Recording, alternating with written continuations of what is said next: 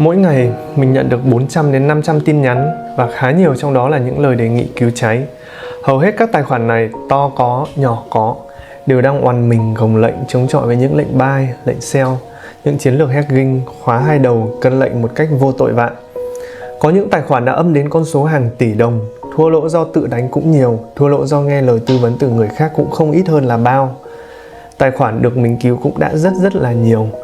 Nhưng câu chuyện mình muốn kể sau đây là một lần cứu cháy tài khoản mà mình không thể nào quên được, mà mỗi lần nhắc đến bây giờ mình vẫn thấy bứt rứt và rất nhói lòng. Bởi vì trong đó có những người, có những sàn cố tình làm những chiêu trò bẩn để làm cho tài khoản của khách hàng phải cháy, nhất định phải cháy và không cho nó có thể cứu được bằng mọi giá.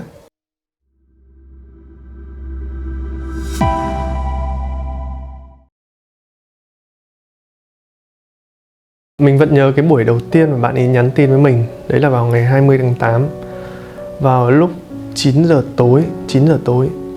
Và khi bạn ấy tìm đến mình thì câu chuyện bạn ấy đã gần như nó đang rất là khó giải quyết. Và cái đầu tiên đập vào mặt mình, cái đầu tiên mà mình nhìn thấy đấy là cái tài khoản với cái mức âm lên đến gần 40.000 đô. Thì có nói chuyện và có trao đổi thì mình có thấy được, và bạn có kể cho mình là cái khoản tiền này với bạn ấy là một cái số tiền thực sự rất là lớn, và là của hai chị em đều bỏ tiền vào đầu tư trong cái sàn này.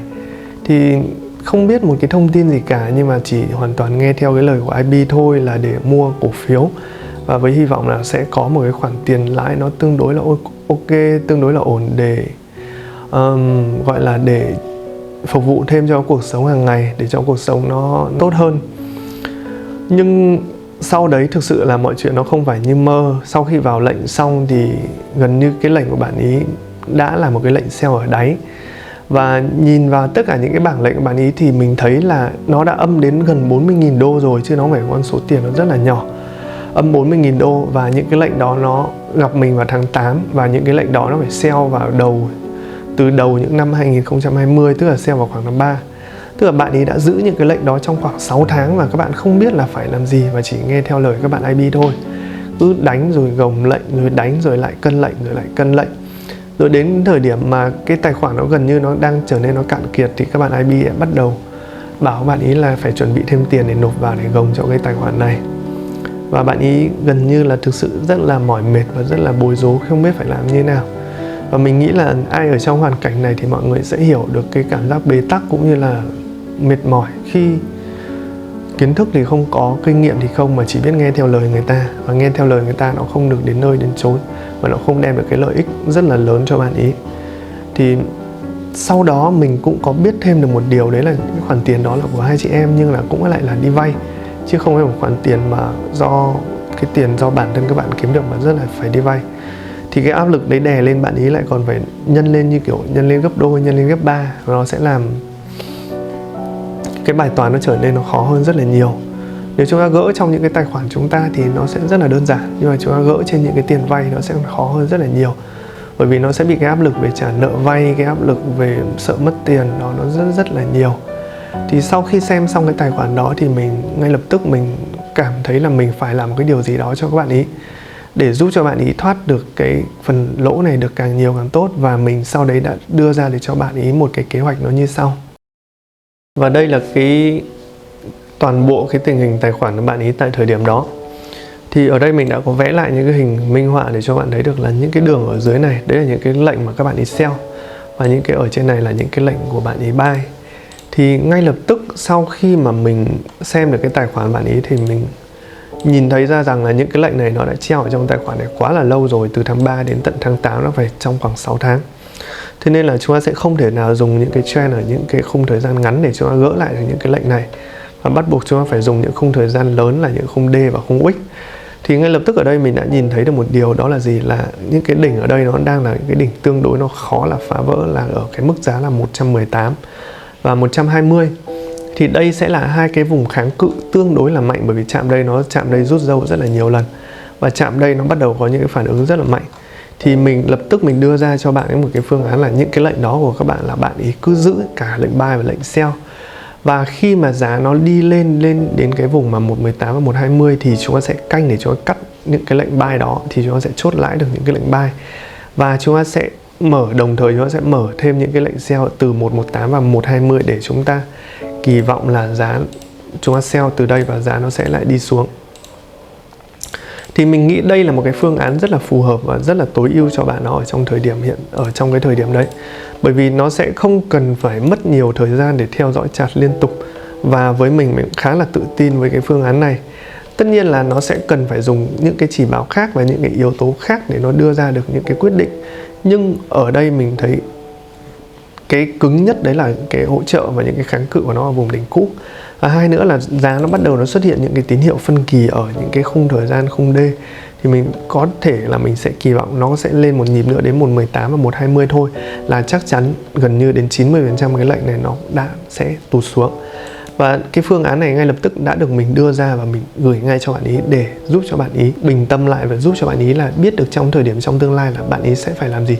Kể cả trong cái trường hợp không gặp được mình do bất cứ một cái lý do nào đó thì bạn ấy sẽ vẫn nắm được chart và bạn ấy vẫn sẽ hiểu được toàn bộ là bạn ấy phải làm những cái gì.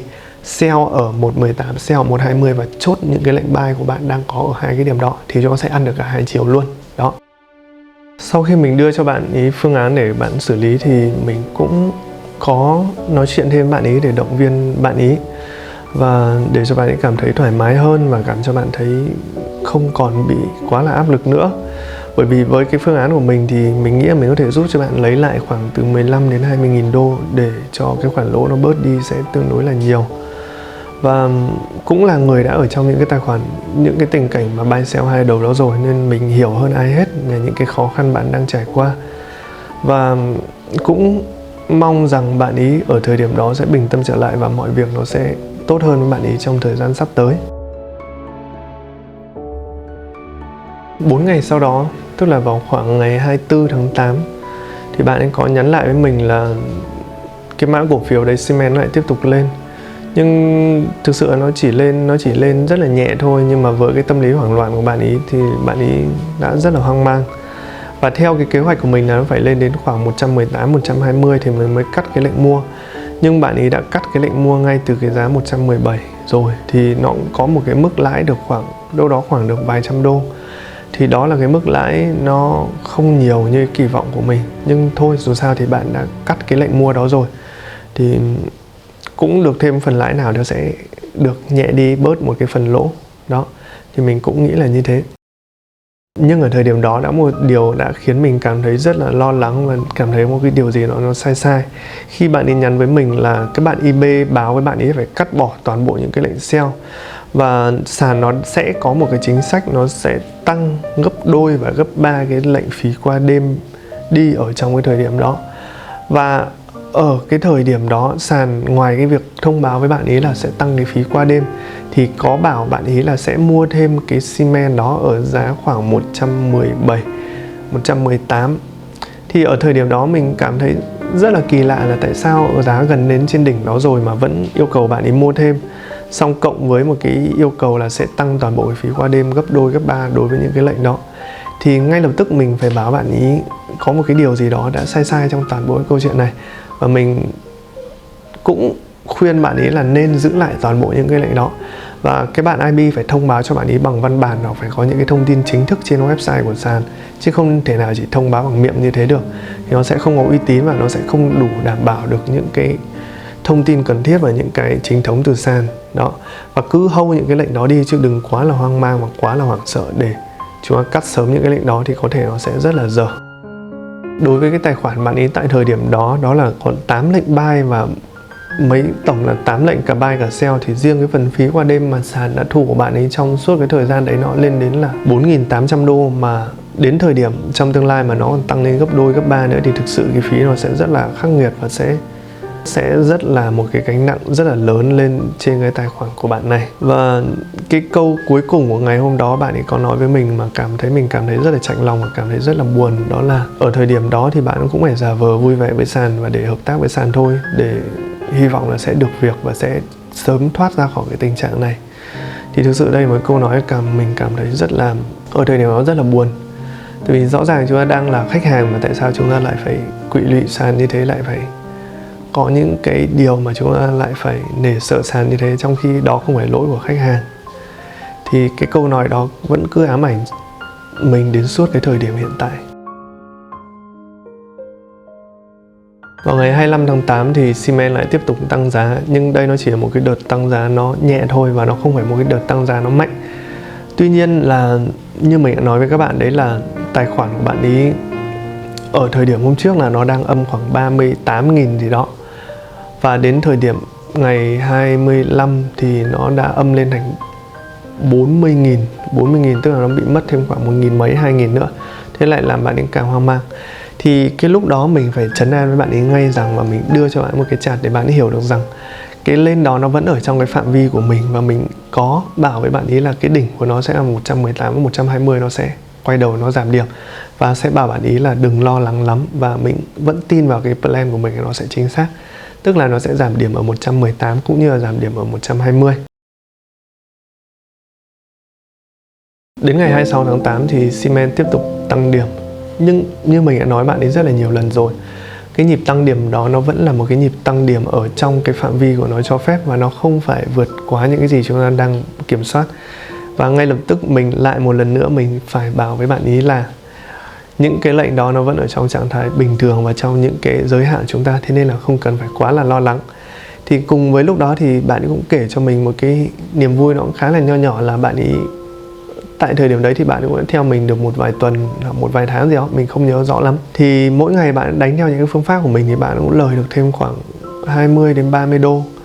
Thì thực sự đấy nó không phải một cái số tiền lớn so với tổng những cái mất mát của bạn ấy, nhưng dù gì mình vẫn nghĩ đấy nó là những cái sẽ giúp cho bạn có thể trang trải được thêm những cái điều cần thiết ở trong cuộc sống của bạn hàng ngày. Và dù ít dù nhiều nó sẽ là những khoản tiền lãi sẽ giúp cho bạn cảm thấy nó sẽ nhẹ nhõm hơn một phần nào đó.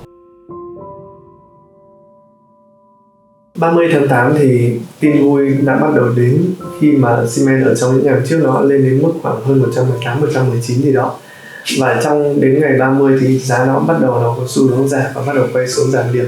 Thì cái tin nhắn của bạn là mình rất là vui, nó chỉ một tin nhắn rất là ngắn thôi, đó là: anh Minh ơi, tài khoản của anh con xi men đã về giá 118 rồi. Thì nó chỉ là một cái tin nhắn rất là nhỏ, nhưng cảm thấy mình rất là vui khi giá nó đang đi đúng theo những cái dự đoán cũng như những cái suy luận của mình.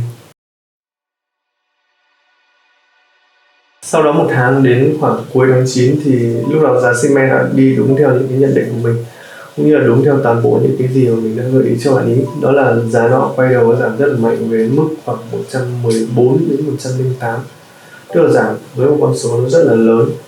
Thế nhưng thực sự là mọi chuyện nó không chỉ có dừng ở đó, mà nó đã, cái điều mà bạn ý và cái điều mà mình lo đã thành hiện thực. Đấy là sàn đã bắt đầu nó thực hiện cái việc mà nó tăng phí qua đêm. Và đấy là một cái tin nhắn cho mình vào lúc khoảng 11 giờ tối. Cái câu chuyện nó diễn ra thực sự rất là buồn, bởi vì cái khi mà cảm giác chúng ta gần được đến đích và chúng ta cảm giác nó đang đi được đúng theo những cái plan của chúng ta, những cái dự đoán chúng ta là để sắp cứu được cái tài khoản đó về, không thể nào về bờ hẳn, nó sẽ giúp cái tài khoản nó bớt được cái phần lỗ đi rất là nhiều. Thì ngay lập tức sàn nó bắt đầu với động thái là nó đã can thiệp vào cái tài khoản đó bằng cách là tăng cái phí qua đêm lên gấp 4 lần so với cái phí qua đêm của hồi trước. Thì như mọi người thấy ở trên màn hình thì cái phí qua đêm hồi trước nó cũng là cao, nhưng nó vẫn ở cái mức mà vẫn có thể cố để mà gồng được. Nhưng mà một khi cái phí đó mà nhân lên gấp 4, gấp 5 lần thì cái gánh nặng lên cái tài khoản nó thực sự rất là nhiều. Và mình nghĩ là thực sự là không có một cái sàn nào nó sẽ có một cái chính sách nó sẽ tăng phí qua đêm đối với những người là giữ cái lệnh đó lâu. Nếu là tăng phí qua đêm đối với toàn bộ những cái khách hàng thì nó sẽ không phải là câu chuyện gì đáng nói. Nhưng ở đây nó sẽ chỉ tăng phí qua đêm với cái tài khoản bạn này mà bạn đã hold lệnh đến 6-7 tháng rồi mà nó tăng phí qua đêm. Còn những cái tài khoản khác, những cái tài khoản mới mở, những cái tài khoản bình thường mà bạn ấy mở để test thử thì cái phí qua đêm nó sẽ vẫn ở cái mức nó thấp. Thì mình nghĩ đây nó là một cái động thái của sàn, và chứ nó không phải là một cái chính sách của sàn. Không có một cái thông báo gì chính thức ở trên website, không có gửi email, không có bất cứ một cái gì nó gọi là chính thống cả. Và tự nhiên đùng cái tăng vào tài khoản của khách hàng. Và thêm vào đó nữa, một cái điều mà khiến mình cảm thấy rất là bực ở thời điểm đó là nếu bạn ấy chỉ đi đúng theo những cái plan của mình, là bạn ấy giữ những cái lệnh sell đó lại để cho giá nó về bờ được nhanh hơn, thì bạn ấy lại mở thêm những cái lệnh buy ngược chiều để chống lại những cái đó, mà vẫn có ý tưởng là bạn thì ăn được 2 chiều. Thì cái việc mà buy và sell nó 2 chiều nó cùng lúc lại là mình rất là bực, bởi vì nó không giúp cho tài khoản bạn ấy bớt đi được cái phần lỗ, mà nó làm cho tài khoản bạn ấy càng lỗ được nhiều hơn. Cộng thêm cái việc là nó tăng thêm cái phí qua đêm nữa thì mình cảm thấy rất là khó chịu và rất là bực, bởi vì gần như là cái cảm giác chúng ta nhìn thấy được cái phần lỗ nó bớt đi rất là nhiều, và bây giờ nó bị rất là nhiều yếu tố để chặn lại. Và chưa hết, sàn nó cũng ngoài cái việc nó tăng phí qua đêm, nó đã giãn spread ra đối với tài khoản này và làm cho tài khoản này suýt bị cháy luôn. Bởi vì cái tài khoản mà ở thời điểm bình thường nó spread nó đang dao động ở mức bình thường thì không nói, nhưng bạn này có kể với mình là giá nó không xuống nhanh thì tài khoản bạn sẽ bị cháy rất là sớm. Thứ nhất là do phí qua đêm, và thứ hai là do có những cái thời điểm sàn nó sẽ giãn spread ra một cách nó vô tội vạ, và có thể nó sẽ quét cho cái tài khoản của bạn ấy nó sẽ bị stop out trước khi là bạn ấy có một cái khoản tiền do cái giá nó đi xuống đó. Thì ba cái điều này cộng vào với nhau, tăng swap này, tăng cái phần spread này, và bạn ấy buy sell thêm những cái lệnh khác và không theo những ý kiến của mình đã làm cho cái tài khoản nó càng ngày càng trở nên nó nguy hiểm hơn. Và thời điểm đó, ngay tại thời điểm đó mình đã phải bảo bạn ấy ngay là sàn làm như thế với bạn ấy là không được, và bạn ấy phải liên hệ với ngay các bạn ID của sàn. Nhưng thực sự một điều nữa là gì, nó rất là buồn, không thể liên hệ được với ID, gọi điện thoại không nghe, gọi Zalo không nghe. Thế xong rồi cái điều chúng ta cần tìm đến đấy là sàn, thì sàn không có một cái hotline để mọi người liên lạc. Thì mình mới nghĩ là mình nghĩ không có một cái sàn nào mà chúng ta không thể liên lạc với sàn có hotline cả. Tại sao lại như thế? Rồi eBay tại sao là một người liên hệ với bạn ấy duy nhất và đến bây giờ cũng bỏ rơi bạn đi? Thì ai sẽ là người giải thích cho bạn ấy trong cái trường hợp này, trong cái trường hợp mà tất cả đều dồn bạn ấy với con đường cùng nó như thế này? Sau đó thì bằng mọi cách không liên hệ được với IP, không liên hệ được với sàn qua bất cứ một cái hình thức nào, thì cái cách cuối cùng duy nhất đó là gửi email và liên hệ với sàn. Nhưng sàn không có một câu trả lời thỏa đáng cho bạn ý, không có câu trả lời thỏa đáng cho bạn ý về cái vấn đề này. Và câu chuyện kết thúc vào một ngày đầu của tháng 10. Thì khi mà tất cả mọi chuyện nó đều trở nên quá là căng thẳng và quá là mệt mỏi, thì bạn ấy đã chấp nhận là bỏ cuộc. Và sau khi mà tất cả những cái chuyện đó xảy ra thì cái số tiền của bạn thua lỗ là lên đến khoảng gần 1 tỷ. Thì mình nghĩ là cái quyết định đó cũng khá là hợp lý, và cái quyết định đó nó cũng khá là có thể hiểu được. Bởi vì như các bạn đã trải qua trong những cái giai đoạn đó rồi, các bạn thấy cái việc mà giữ những cái lệnh đó suốt từ đầu năm 2020 đến tận thời điểm tháng 10, tức là dòng dã trong khoảng 9 tháng, mà trước đó IB đối xử bạn không hề là tốt một chút nào, xong sau đấy gặp được mình, có thêm hy vọng, có thêm được những cái kinh nghiệm, có thêm được những cái sự chỉ bảo. Nhưng cuối cùng đó là gì? Đó là dù gì đi chăng nữa, chúng ta có muốn làm cái điều tốt như thế nào đi chăng nữa, và chúng ta có muốn, và chúng ta có, rõ ràng là chúng ta có khả năng để chúng ta lật ngược được thế cờ. Nhưng ở một cái cuộc sống khác, và một cái con người khác và một cái sàn khác, thì có thể cái chuyện đó nó có thể nó xảy ra được. Nhưng ở cái sàn này, ở cái bạn IB này, và đối với những cái lệnh này thì gần như chúng ta đã phải bỏ cuộc. Bởi vì cái cuối cùng mình vẫn cố gắng, và mình vẫn muốn hỏi bạn ý cái lý do mà sàn đã trả lời cho bạn ý là cái việc mà tăng phí qua đêm đó là gì. Đấy là cơ chế của sàn. Thì bạn ý có nói mình đấy là sàn nó trả lời như thế. Và mình nghĩ là thường sẽ không có bất cứ một cái sàn nào hay bất cứ một cái nơi nào nó làm cái điều đó với bạn cả. Bởi vì khi mà các bạn tăng phí qua đêm, nếu các bạn, mình đã nói rất là nhiều lần, nếu mà nó tăng phí qua đêm đối với toàn bộ những cái khách hàng, và tăng phí qua đêm ở trong những cái trường hợp mà bất ngờ, bất khả kháng, ví dụ như cái sự cố về dầu ở trong đầu của năm 2020, thì ok, chuyện đó chúng ta có thể hiểu được khi mà thanh khoản, khi mà những cái biến động nó thay đổi một cách rõ rệt. Nhưng khi mà tất cả những khách hàng khác nó vẫn được hưởng cái mức swap nó như ở cái mức bình thường, chỉ có một vài cái tài khoản mà nó bị áp ở cái mức swap nó tăng lên gấp 3, gấp 4, thậm chí gấp 5 lần, thì cái việc đó nó không phải là một cái cơ chế của một cái sàn minh bạch, và của cơ chế một cái sàn nó vì khách hàng. Và cái đấy nó chỉ có một mục đích, đó là gì, thì mình nghĩ là đến cái thời điểm này các bạn cũng đã có được cái câu trả lời của riêng mình rồi, đúng không ạ? Thực sự đây là một câu chuyện buồn mà mình cũng muốn kể ra cho mọi người để chúng ta cùng biết và chúng ta cùng được xem. Đó là gì? Cái việc mà chúng ta chọn sàn nó quan trọng như thế nào, và cái việc mà chúng ta chọn một cái nơi tin tưởng để chúng ta gửi gắm, để chúng ta học tập và chúng ta kiếm được lợi nhuận thì nó sẽ quan trọng là như thế nào. Và mình cũng không muốn nói gì hơn nữa, đó là gì? Dù chúng ta có giỏi đâu, dù chúng ta cố gắng đến đâu, nếu mà một khi sàn họ đã có chủ định họ giết cái tài khoản của chúng ta, và họ đã có chủ định là họ muốn chúng ta phải cháy, thì chắc chắn là chúng ta sẽ phải cháy thôi. không bằng cách này hay bằng cách khác thì chúng ta sẽ vẫn phải cháy thôi. Thế nên đây là một cái điều mà mình chia sẻ cho mọi người để chúng ta có thêm cái góc nhìn về thị trường này, và để chúng ta có thêm được những cái điều chúng ta hiểu rõ hơn về thị trường này. Đừng để là những cái người khác họ có thể họ đưa cho chúng ta những cái deal mà chúng ta tưởng là thơm ở lúc đầu, nhưng cuối cùng nó lại thành nó chẳng thơm một chút nào. Và cuối cùng chúng ta lại có những cái gì vào bản thân, đấy là những cái sự bực bội, những cái sự mất niềm tin của gia đình, của bạn bè, của người thân. Và cái việc mất tiền là cái chuyện chắc chắn nó đã xảy ra rồi, nhưng nó sẽ không bao giờ nó quan trọng bằng cái việc mà bạn mất đi những cái lòng tin, mất đi tình cảm của những người khác ở trong gia đình của bạn. Đấy là cái điều nó quan trọng. Thì mình rất hy vọng là những cái clip tâm sự này sẽ giúp cho bạn hiểu được và giúp cho bạn biết được thêm nhiều điều về cái thị trường này. Và cảm ơn mọi người dành thời gian theo dõi video của mình ngày hôm nay, và hẹn gặp lại mọi người trong những video lần sau. Xin chào.